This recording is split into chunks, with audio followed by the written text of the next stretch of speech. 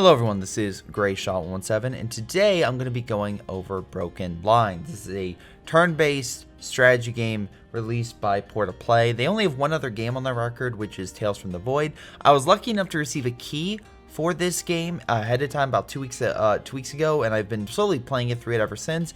Unfortunately, this sort of review would have been out a lot sooner, at least discussion, but unfortunately, due to a lot of personal matters and a lot of other major matters going on in the world today, it got delayed. So apologies to for those waiting for this to be released.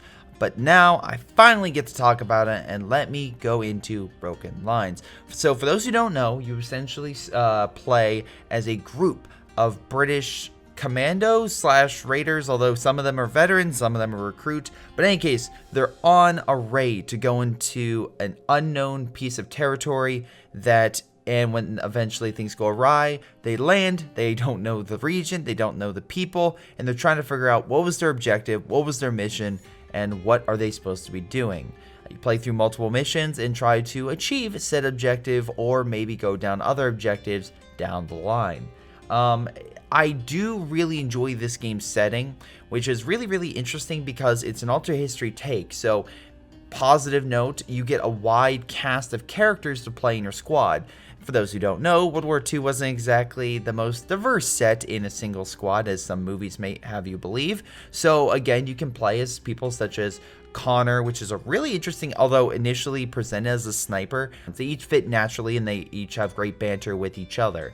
Another positive about setting is they allow for a diverse set. These enemies are not your standard World War II German soldiers. This is a completely separate country, though once again I think a little more detail would have been greatly utilized to help flesh out this world. While you do learn some things, it would have been great to know more, but that being said, it does fit with the kind of story progression and its setting of not knowing what's going on, getting drip-fed information, and just trying to make the best of a very bad situation. Moving on from that, each of the characters, like I mentioned before, can be customized. So while some of them have their standard weapons, such as a rifle, a shotgun, like a SMG, they can be upgraded with other weapons of World War II. My favorite is, of course, is going to be the PPSH. Love that thing. But also you can equip them with modern US weapons, and I believe German weapons, etc., that are kind of scattered about you get from a dealer.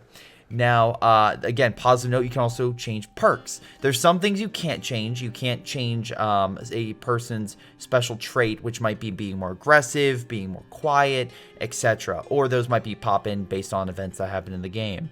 Other situations might be you get utilities, which might be med packs, or which range from a small med pack to a large med pack in an area, adrenaline shots, or special abilities that characters can have. So it's really interesting, so that way you can flesh out character and kind of choose them on what you want. And that way also, if let's say a character is injured, which by the way, this does happen, characters will be injured over the course of the story and you may not want to deploy them, you can at least bring them in. And the nice thing about that, and the reason why I'm talking about them in so depth, because each character has their own personality, their own essentially background, and they kind of have a good back and forth between other characters.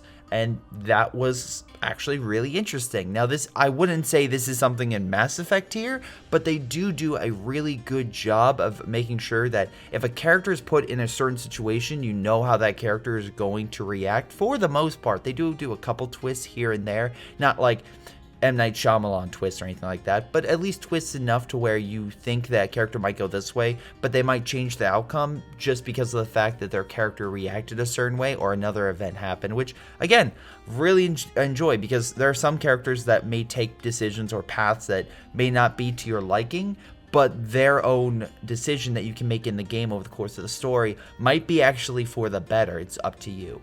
Now, over the course of this story and its setting, you do visit multiple locations, but you only get a chance to pick one per mission or per selection, where there could be 2 or 3 additional options for that for that mission or set of missions at that time. And each selection of missions can be chosen for days. Every day you wake up, you get to decide a random encounter if you want, as well as going to the shop, and then of course you can go to each of these secondary missions, which essentially is the primary meat and potatoes of this game. We'll get into more systems in a moment, but that's kind of how the story progresses. You complete these missions, get to the ending, and there are multiple endings. Though I do want to say that is a negative. While I do really enjoy the random scenarios, because again, they're, for the most part, at least when you play that mission, they do have a nice variety to them. So if you replay the game, which this game really reinforces replayability, it keeps things from feeling repetitive, as there are different scenarios that can happen. On the flip side, however, the ending, while there are multiple endings, I didn't feel like any the ones I saw were great. They're good, they're fine, they kind of leave things up in the air, but I feel like what they were trying to set up for in the end, at least some of the major endings, although in that last mission you do get dialogue that's roughly the same, I felt that was kind of not unearned, but I feel like could have been set up better. But that being said, I'm not going to spoil things here. I'm just going to say for me, the ending didn't hit. But I would say the overall story, the setting, that really worked. And the characters and their relationships also really worked. And I liked how over the course of the game, the more characters' composure that can be affected, the more likely they are to make more rash scenarios, or may not be better for the battlefield, and possibly could be worse if you send them in and possibly could be wounded. But let's actually get to these systems. Like I said, it's turn-based. So each of these characters, like I said, can be equipped with their own set of weapons, traits, abilities, and also additional utilities such as like med packs and such. You send them into the battlefield, and then you have a certain time frame which they can do certain actions. You send them off, and time progresses. Then it stops. You make those decisions again. If you encounter an enemy force, time slows down to the point where you can rethink your decisions and kind of adjust accordingly. This is only when the enemy first appears, however, so don't think you can keep doing that. You can't simply pause and reposition and do stuff like that. You must make your decisions and then move on, which I quite enjoyed, honestly. It does set up for interesting battles of you planning out, okay, I'm going to throw the smoke grenade so that way the enemies can't shoot. I'm going to get in position when the smoke clears. In the middle of the smoke, I'm going to throw a grenade to pop them and get them out of cover, while also having another guy with an SMG, because they have the ability for suppression. Keep them pinned. The grenade will then go off, either hurt them severely and kill them, or at very least destroy the destructible cover, and that will allow my sniper to then pick the last guy off. You can have those scenarios, or you can have a scenario where all of a sudden a guy comes around the corner with a shotgun and just makes you regret going down that small corridor.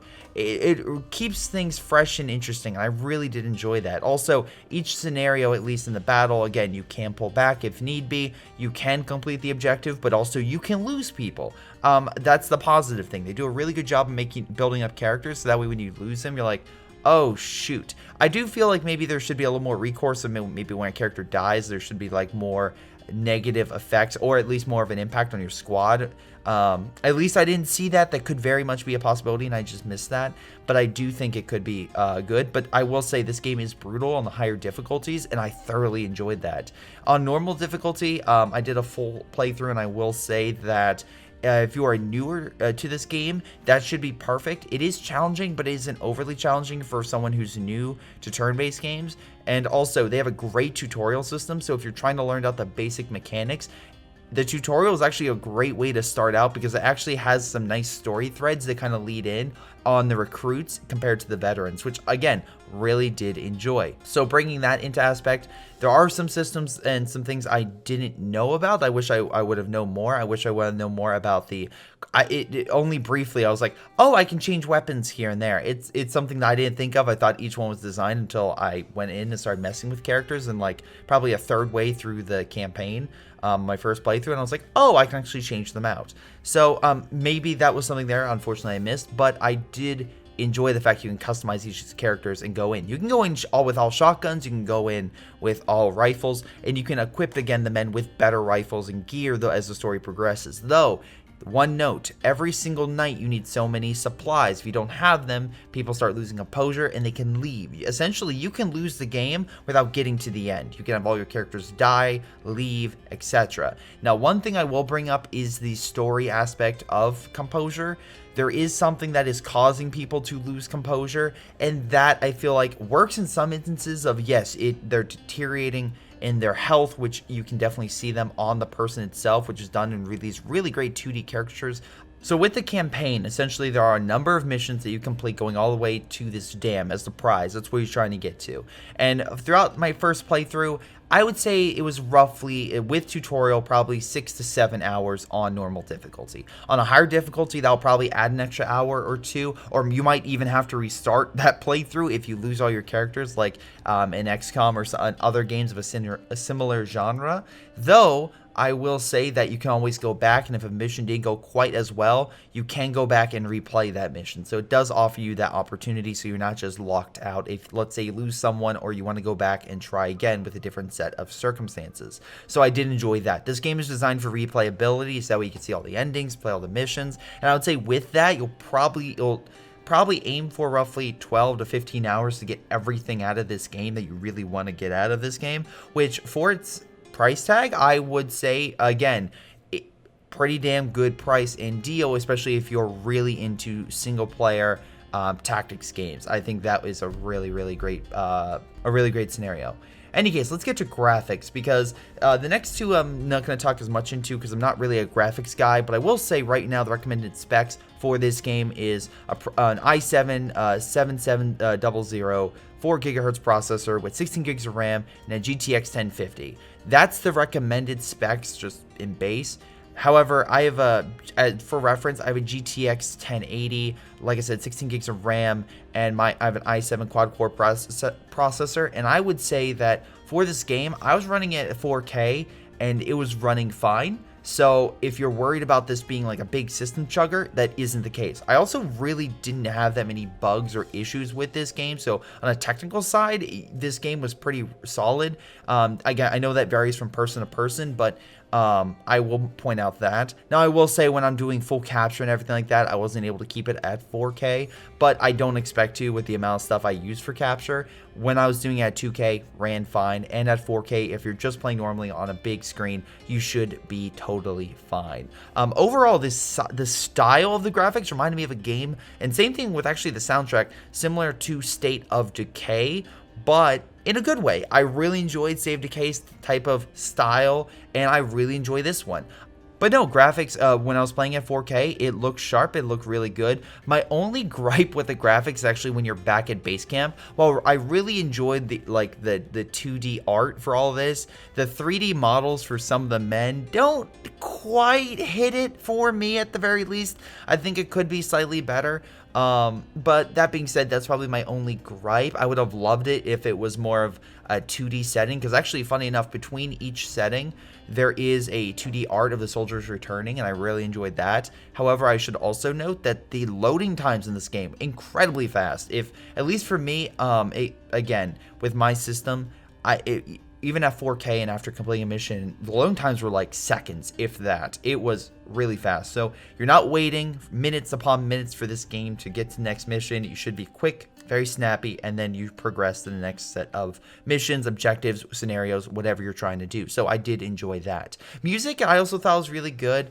It's not exactly music that is like to the forefront, but and I'm also terrible with music, so I'll be forefront. I couldn't tell you exactly like how this compares to other music, because again, I'm terrible with picking out music. But what I will say at the very least is it was pleasing, it matched the setting, it had a nice tone to it, and I thought it was quite enjoyable. It's not something I'm going to listen to on my like workouts or anything like that, but for the music being played in battle and matching the setting and tone of the story and the campaign that they're presenting, it does a really good job at fitting that quite well.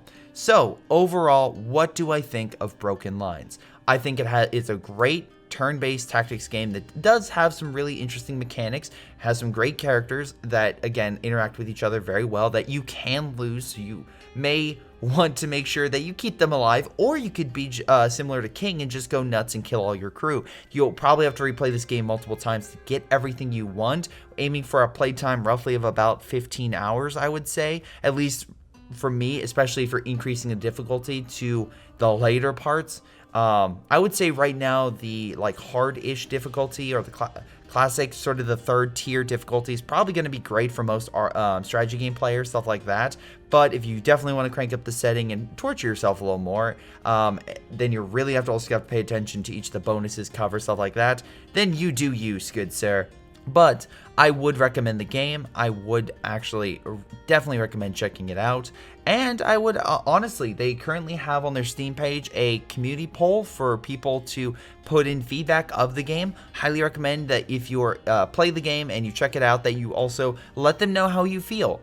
Honestly, I was surprised about how good this game was.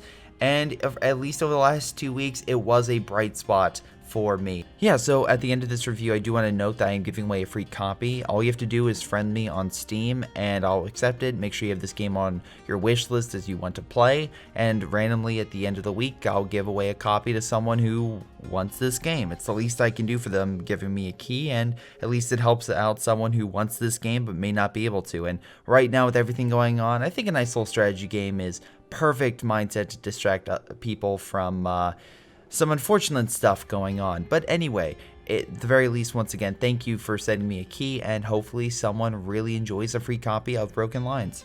Even without that, I probably would pick this game up without getting a free code myself. So I do recommend it. Thank you guys for watching. Hopefully you guys enjoyed. I will probably be putting more Broken Lines gameplay on my channel in the near future, so maybe check out that.